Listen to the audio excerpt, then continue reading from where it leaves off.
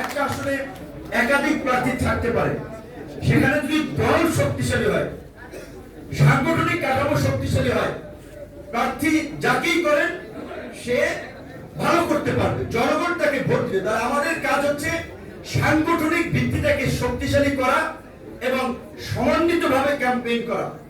আমরা আজকে দল এবং অঙ্গ সংগঠনের নেতৃবৃন্দকে এই কারণেই ডেকেছি যে আজকে কাজের ক্ষেত্রে দেখা যায় নিজেদের মধ্যে একটু সমন্বয়ের ঘাটতি লক্ষ্য করা যাচ্ছে, কোনো কারণে একজন আরেকজনকে সহযোগিতা করছে না। এই মেন্টালিটি পরিবর্তন করতে হবে, দলের স্বার্থে সবাইকে ঐক্যবদ্ধভাবে কাজ করতে হবে। মনে রাখতে হবে এইবারই আমাদের রাজনৈতিক ভাবে এগিয়ে যাওয়ার মোক্ষম সময়, এইবারই নিজেদেরকে তুলে ধরার সময়। এইবার যদি না পারি ভালো কিছু করতে, আগামী 20 বছরের চেষ্টা করে কিন্তু পারবো। কাজী এটা মাথায় রাখেন, শুধুমাত্র সময় সুযোগ কিন্তু এই গণ অভ্যুত্থান আমাদের সকলকে এনে দিয়েছে, সকল রাজনৈতিক দলকে।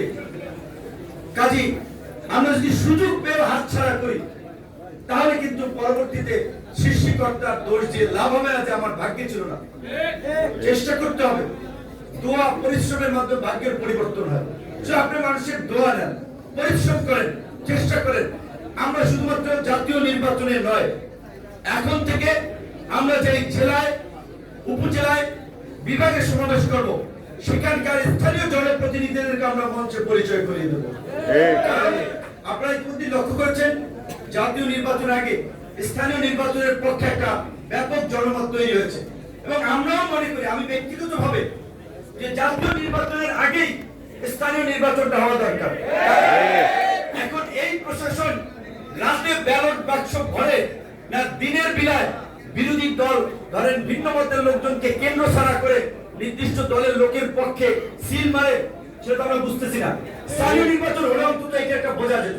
সেই কারণে আমরা বলেছিলাম যে স্থানীয় নির্বাচনের সকল পর্যায়ে নির্বাচন না হলে অন্তত সিটি কর্পোরেশন, পৌরসভা বা উপজেলা অন্তত নির্বাচনগুলো হতে পারত। সরকার বিবেচনা করছে, আমরা দাবি জানাই স্থানীয় নির্বাচনের অন্তত 2-1টি ধাপের নির্বাচন সরকারকে করে প্রশাসনের ফিটনেস পরীক্ষা করতে হবে, প্রশাসনের নিরপেক্ষতা প্রমাণ করতে হবে। কাজে সেই ক্ষেত্রে যদি স্থানীয় নির্বাচন হয়, আমরা ইউনিয়ন পরিষদ, উপজেলা, পৌরসভায় আমাদের দলের প্রতিনিধিত্ব থাকবে। সেই ক্ষেত্রে আপনারা এখন থেকে আমরা জেলা পর্যায়ে যাব, উপজেলা পর্যায়ে যাব, এবং ওই অঞ্চলে আমাদের যারা স্থানীয় নির্বাচনে প্রার্থী হবে তাদেরকে আমরা পরিচয় করিয়ে দিয়ে আসবো। সর্বশেষ যে কথাটি বলতে চাই যে আজকে দেখেন সাধারণ মানুষ অনেক ক্ষেত্রে সংবিধানের পরিবর্তন, সংসদ উচ্চকক্ষ, নিম্নকক্ষ কিংবা সংখ্যানুপাতিক নির্বাচন, এই বিষয়ের পাশাপাশি এখন যে এই যে আমাদের দেশে 5 থেকে 5.5 কোটি খেটে খাওয়া মানুষ, তারা চায় দ্রব্য মূল্য তাদের ক্রয় ক্ষমতার মধ্যে থাকুক। তারা যেন অসুস্থ হলে ঢাকা মেডিকেলে, বিএসএমইউতে, সলিমুল্লাহ মেডিকেল কলেজে, বগুড়ায় শহীদ জিয়াউর রহমান মেডিকেল কলেজ কিংবা Rangpur medical college, Barishal medical college, এইখানে যেন সে চিকিৎসাটা পায়। কিন্তু আজকে দেখেন কোন একটা জেলা পর্যায়ের হসপিটালে ঠিকঠাক মতো মেডিকেলের পরীক্ষার যন্ত্রপাতি নাই, মানুষ চিকিৎসা পায় না। শুধুমাত্র জেলা পর্যায়ে না, বিভাগীয় পর্যায়ের হসপিটালগুলোর অবস্থা করুন। সব মানুষকে ঢাকায় ছুটতে হয়, একজন মানুষের চিকিৎসা করাতে 5 জন মানুষকে ঢাকায় আসতে হয়, খরচ 5 গুণ।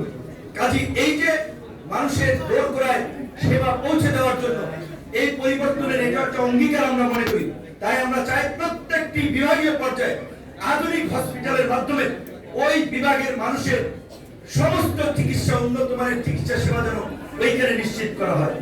আজকে আমাদের চরাঞ্চল কিংবা গ্রামের বেশিরভাগ উপজেলা লেভেলের স্কুলগুলোতে